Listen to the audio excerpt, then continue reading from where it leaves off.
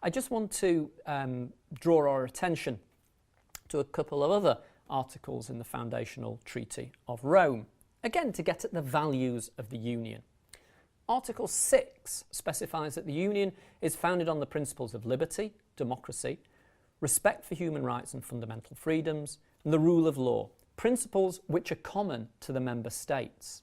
Paragraph 6.2 specifies that the Union is founded on respect for fundamental rights, as guaranteed by the European Convention, and the constitutional traditions common to the member states. Let's just pause for a minute and think about what this article is telling us, Article 6.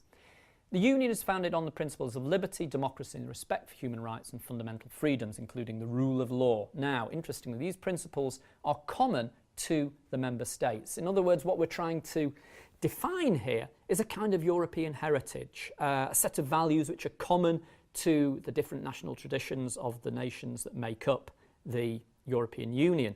Are these values common to the member states? I mean, if one reflects on what happened in Germany, what arguably leads to the Second World War, in other words, the collapse of a democracy, it might suggest that these values are perhaps more tentative, more fragile, perhaps not part of, or at least viewed one way, there is a tendency for these values to collapse within national traditions. So perhaps what the Union is talking about here is the need to strengthen these national traditions through some kind of supranational organisation which is committed to these principles.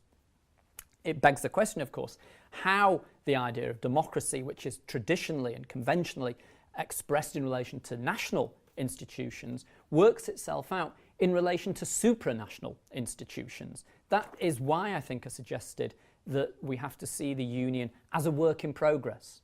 Democracy has tended to be thought of to create institutions at a national level. How something that goes beyond the national, that includes numerous nations, how we can then talk about the commitment of such a set of institutions to democracy, in a sense, remains to be seen.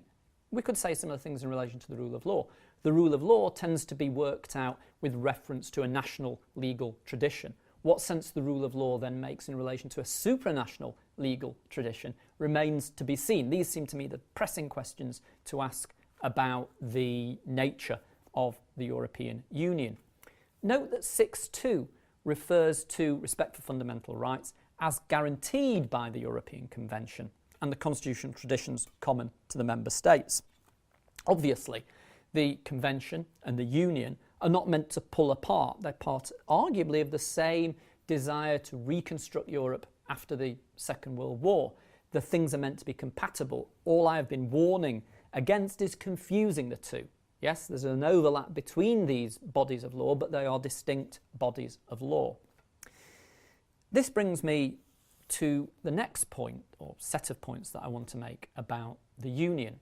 And I guess it's imminent, it's involved in what I've been talking about so far, i.e. the nature of the Union as something supranational, something beyond the nation state.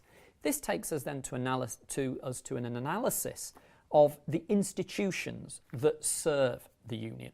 Now, let's go back to the 1957 Treaty of Rome, which seems to me a good place to start in defining and working out what these institutions are. Article 3 specifies that the Union shall be served by a single institutional framework which shall ensure the consistency and continuity of the activities of the Union. The central institutions of the Union are the European Commission, the Council of the European Union, the European Parliament, and the European Court of Justice.